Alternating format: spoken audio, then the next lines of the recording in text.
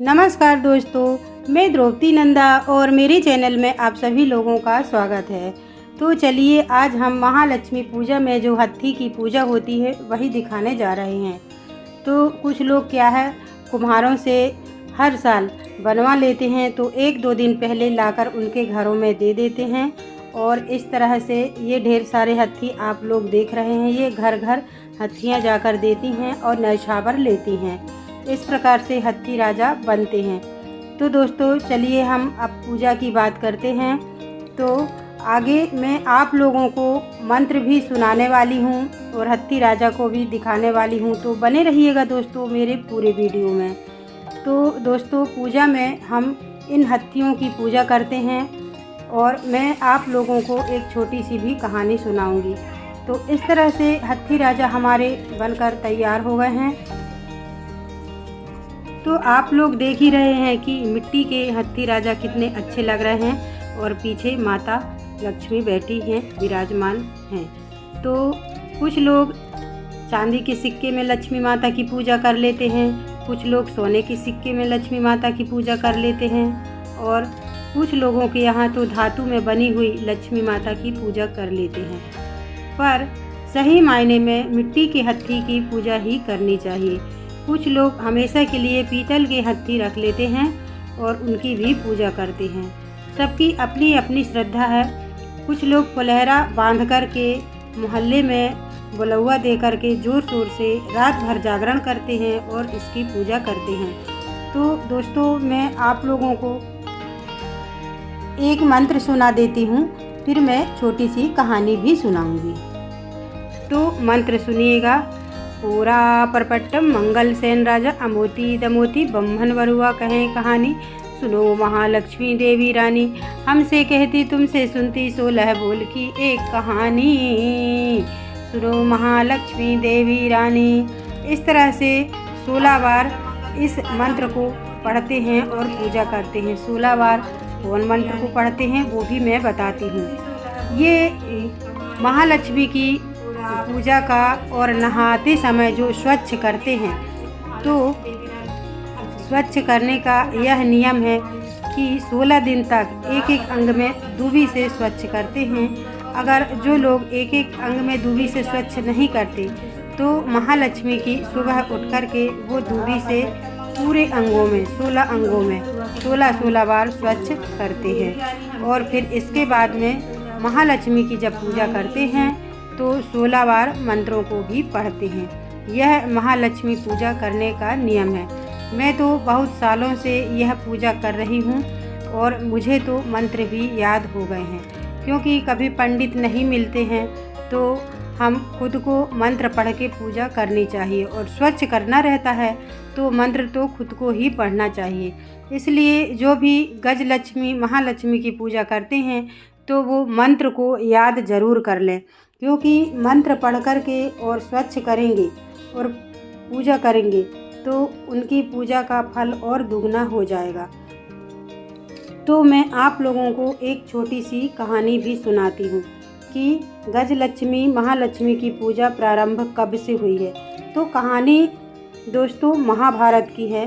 तो महाभारत की कहानी में क्या था, माता गांधारी और माता कुंती दोनों ने व्रत रखा था। तो दोनों को महालक्ष्मी माता की पूजा करना था, पर माता गांधारी ने पूरे नगर में ढिंढोरा पिटवा दिया कि हाथी मिट्टी के विशाल हाथी बन रहे हैं तो पूरे नगर के लोग यहीं आकर के पूजा करेंगे। और माता कुंती को बुलावा नहीं भेजा गया था। तो माता कुंती बड़े असमंजस में बैठी थी और कहती हैं कि दीदी ने तो मेरे को नहीं बुलाया है, मैं माता लक्ष्मी की पूजा कैसे करूँगी। फिर वो सोचते सोचते उनकी आँख लग गई। फिर अचानक से कृष्ण भगवान उनके सामने आए और बोले, बुआ आप इतनी उदास क्यों बैठी हो। तो माता कुंती बोलती हैं कि श्री कृष्ण मैं उदास इसलिए बैठी हूँ कि दीदी ने पूरे नगर में ढिंढोरा पिटवाया है कि माता लक्ष्मी की पूजा है, गजलक्ष्मी की पूजा है और मुझे नहीं बुलाया है। तो श्री कृष्ण बोलते हैं कि अच्छा ऐसी बात है बुआ, ये तो छोटी सी बात है, मैं तो चुटकी में आपके लिए गजलक्ष्मी तैयार कर देता हूँ।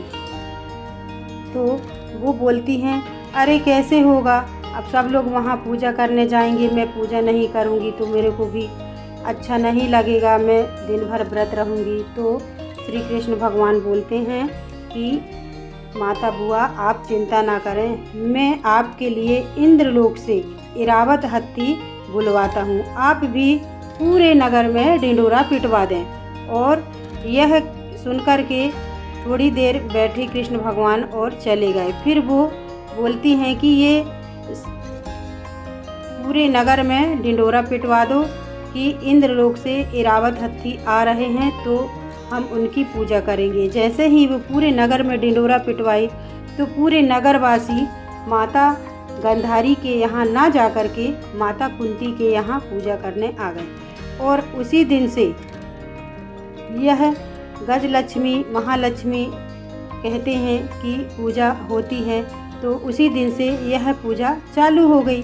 और रात भर जागरण हुआ, गाना बजाना हुआ, और इस तरह से उसी समय से यह महालक्ष्मी की पूजा मनाई जाती है।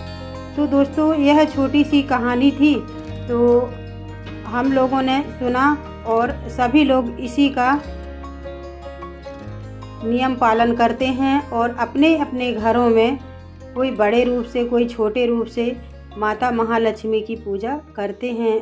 और कुछ लोग जागरण करते हैं, कुछ लोग नहीं भी करते, इस प्रकार से महालक्ष्मी की पूजा करते हैं। तो जो लोग नहीं भी करते होंगे साधारण रूप में अपने घरों में माता महालक्ष्मी की पूजा कर सकते हैं। तो मैं मंत्र को फिर से आप लोगों को सुनाती हूँ। पूरा परपट्टम मंगल सेन राजा मोती दमोती बम्भन बरुआ कहें कहानी, सुनो महालक्ष्मी देवी रानी, हमसे कहती तुमसे सुनती 16 बोल की एक कहानी, सुनो महालक्ष्मी देवी रानी। इस तरह से 16 बार आप मंत्र को पढ़ सकते हैं। और हाथ में एक धागा भी रहता है, किसी के यहाँ अगर पंडित नहीं आते हैं तो धागे में 16 गठान लगा कर के पहले हाथ में बांध लें, फिर इसके बाद में पूजा करें। तो इस तरह से पूजा होती है। तो दोस्तों मेरा वीडियो कैसा लगा? अगर मेरा वीडियो पसंद आया हो तो लाइक सब्सक्राइब ज़रूर कीजिएगा, अपने दोस्तों में भी साझा कीजिएगा, और छोटी सी बेल आइकन रहती है उसे भी प्रेस कर दीजिएगा, ताकि आगे आने वाली वीडियो की नोटिफिकेशन आप लोगों को सबसे पहले मिले। तो चलते हैं दोस्तों अगले वीडियो के लिए। नमस्कार, धन्यवाद, थैंक यू मेरा वीडियो देखने के लिए।